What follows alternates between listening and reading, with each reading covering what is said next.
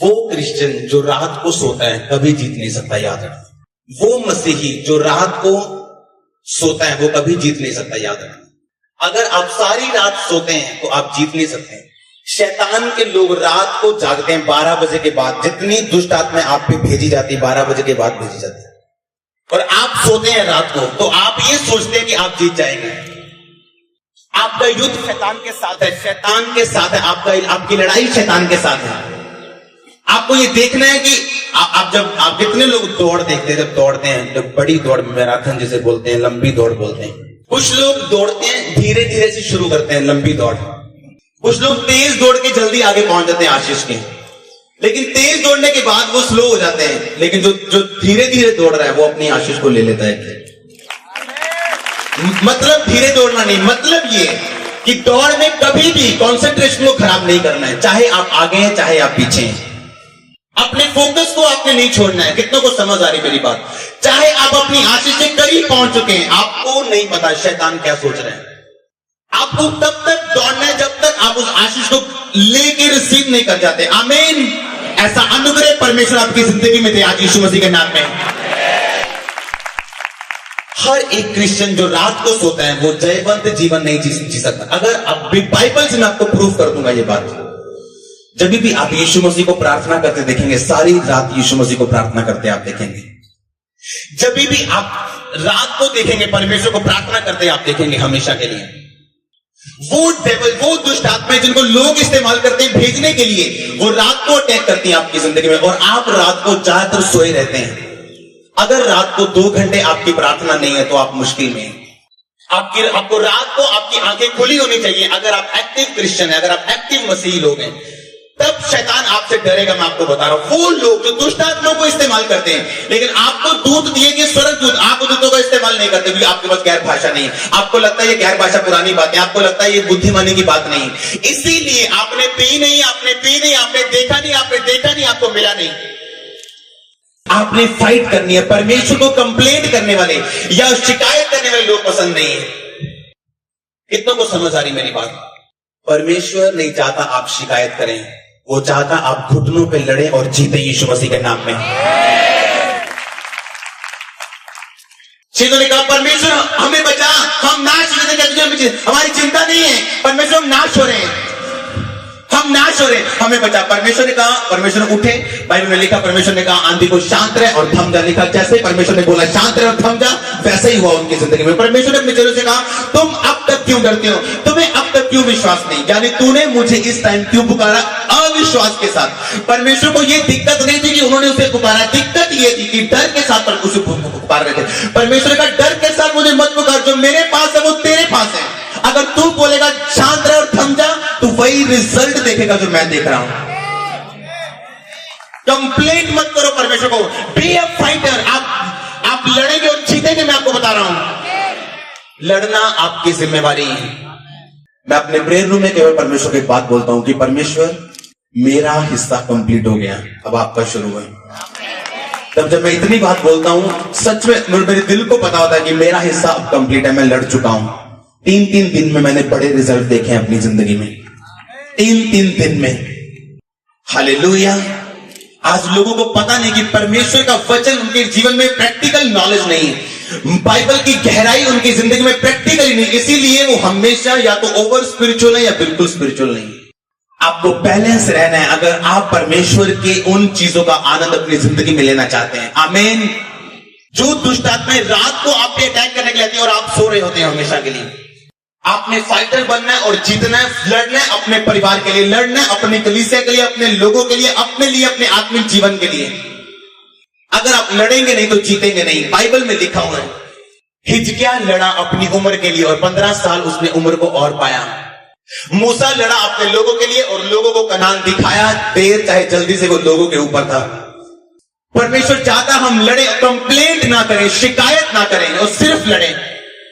शिकायत करने वाले लोग परमेश्वर को पसंद नहीं। मूसा वगैरह, परमेश्वर तूने लोगों का कुछ भी छुटकारा नहीं किया, आगे समुद्र, पीछे फिरौन, अब क्या करेंगे, पीछे राजा मारने के लिए आ रहा, आगे समुद्र, आगे जाएंगे डूबेंगे, पीछे जाएंगे मरेंगे। परमेश्वर ने कहा मूसा मेरी दुहाई मत दे, जाओ जो लाठी तुझे दी है समुद्र के आगे कर, वो समुद्र तो भाग होगा। आपके पास लाठी है परमेश्वर का वचन, उसे जब आप दिखाएंगे अपनी बीमारी को, वो तो भागोगी। अगर आप हटे नहीं तो बीमारी जाएगी यीशु मसीह के नाम में। अगर आप थके नहीं तो गरीबी जाएगी यीशु मसीह के नाम में। या तो आपका अंगीकार बदलेगा कि परमेश्वर कुछ नहीं करता, या तो आपकी गरीबी अमीरी में बदलने वाली है, या तो आपकी बीमारी पे आपकी रिपोर्ट पे बदलने वाली, जो आप यहाँ पे चंगाई की देने वाले यीशु मसीह के नाम में। इतनों को समझ आ रही मेरी बातें। या तो आप अपने पति की चुगली करेंगे कि वो दारू पीता है, या तो आप घुटनों पे लड़ेंगे और जीतेंगे, पति को सुधारेंगे आत्मा में। या तो पत्नी की चुगलियां करेंगे, या तो उसको सुधारेंगे आत्मा में घुटनों पे रह के। या तो आप कहेंगे कि मैं ये आशीष या श्राप है मेरे लिए, या आप कहेंगे ये चैलेंज है मेरे लिए और मैं इसे जीतूंगा जब मैं इसे लड़ूंगा। आम व्यक्ति अपनी जिंदगी में आने वाली हर चीज को आशीष या श्राप के रूप में लेता है। अच्छी चीज आए तो आशीष, बुरी आए तो श्राप। योद्धा उसे आशीष या श्राप के रूप में नहीं, चैलेंज के रूप में लेता है। अपने फ्रेम में लगी हर बुरी फोटो को वो अच्छी से चेंज करता है यीशु मसीह के नाम में। वो इनकार करता है गरीबी में जीना, इनकार करता है बीमारी में जीना। गरीबी में आप जी सकते हैं 2 साल 3 साल, लेकिन अगर आप लगातार गरीबी में, वो एक श्राप है आपके लिए, परीक्षा नहीं। हो सकता है आपको बीमारी का जरा परमेश्वर परखे, लेकिन 1 साल 2 साल 3 साल या 4 साल, लेकिन अगर वो लंबी है तो वो श्राप है आपके लिए। वो श्राप टूटेंगे यीशु मसीह के नाम में। जब आपको अड़ा और खड़ा देखेंगे परमेश्वर के वचन के साथ, परमेश्वर के सामने और शैतान के सामने, वो टूटेंगे, बीमारियां जाएंगी। आप वो जीवन जिएंगे जिसके लिए परमेश्वर ने आपको अपने पास बुलाया। इतनों को समझ आ रही मेरी बातें। मत डरो, परमेश्वर आपके साथ है। उसके वचन में लिखा, जब तुम अपने निवास में देखेगा एक भी वस्तु तुम्हें खोई ना होगी। जिस तरह दाऊद जब सिकलग में पहुंचा, उसके सारे लोगों को लोग बंदी बना के ले गए, वापस ले गए, मार मार के उन्हें ले गए। लेकिन बाइबल में लिखा हुआ, दाऊद ने फैसला किया वापस आने का और सिर्फ सब चीजों को वापस लेके आने का। लेकिन अकेला लड़ो मत, परमेश्वर के अधीन रहकर लड़ो। दाऊद ने एक बात कही जो आज तक मेरे दिल में छपी हुई है। जब उसने देखा उसके बच्चे दुश्मन ले गए, पत्नियां ले गए, उसके सब योद्धा के बच्चों पत्नियों को ले गए, उसने परमेश्वर से जाके पूछा कि परमेश्वर, क्या मैं उनका पीछा करूं, क्या मैं जाऊं? अगर कोई और होता तो पीट पीट के बोलता, परमेश्वर ऐसा क्यों हुआ? अब मैं जा रहा हूं, मेरे साथ देना। अब मैं जा रहा हूं, ये होना चाहिए, मेरी पत्नी बच्चे वापस आने चाहिए। दाऊद ने एक भी बार ऐसा नहीं कहा। जो अपनी पत्नी, बच्चों, माता पिता, भाई, बिजनेस, सेवकाई को प्रभु से ज्यादा प्रेम करता है, वो परमेश्वर की योग्य नहीं। वो बच्चों से प्रेम तो कर रहा, लेकिन इतना नहीं कि परमेश्वर के वचन के खिलाफ हो जाए। उसने कहा, परमेश्वर क्या मैं जाऊं? अब इसमें क्या पूछने की क्या जरूरत थी? लेकिन दाऊद का प्रेम जो परमेश्वर के साथ था वो सबसे ज्यादा था, इसीलिए परमेश्वर दाऊद से प्यार करते थे। उसने कहा, परमेश्वर क्या मैं जाऊं तो मैं उनको पकड़ लूंगा? अगर आप कहेंगे हाँ तो हाँ, अगर आप कहेंगे ना तो ना। मैं तैयार हूं उसके बिना भी जीने के लिए, मैं तैयार हूं उसके साथ भी जीने के लिए, अगर आप कहेंगे तो। परमेश्वर ने कहा, दाऊद जा, निस्संदेह तू सबको छुड़ा लेके आएगा। और बाइबल कहती, जब दाऊद गया, एक एक चीज को, बल्कि उनकी चीजों को भी साथ में लेके आए। जो कुछ शैतान ने छीना है, आप वापस लेके आएंगे यीशु मसीह के नाम में। मैं आपको मजाक नहीं कर रहा हूं या बात नहीं बोल रहा हूं, मैं प्रोफेसी कर रहा हूं खुली बंद आंखों के साथ।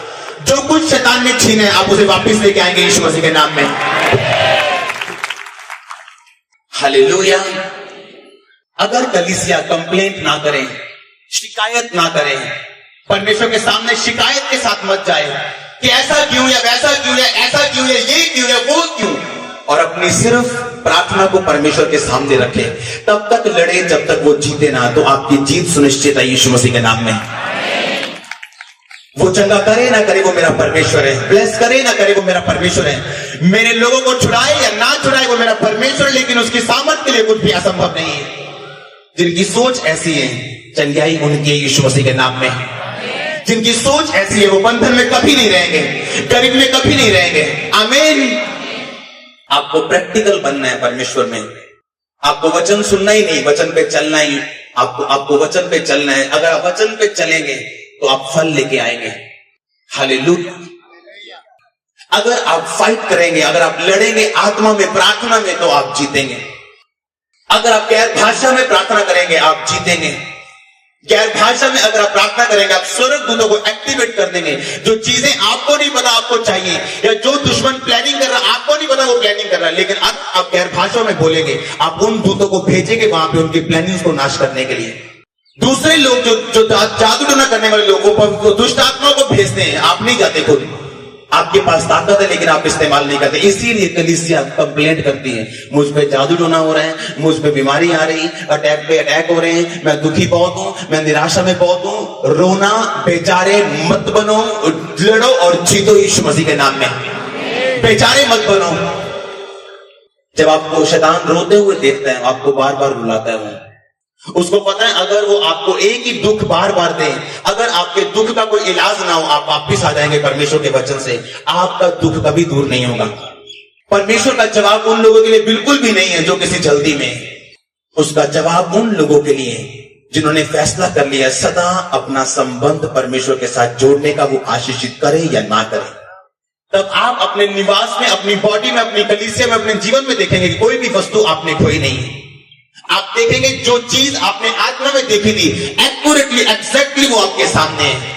जैसा आपने परिवार वैसा आपके सामने है, जैसा आपने कलीसिया वैसी आपके सामने, जैसा आपने बिजनेस सोचा था कि ऐसा हो वैसा आपके सामने है। आपकी ड्रीम लाइफ परमेश्वर आपको देंगे यीशु मसीह के नाम में।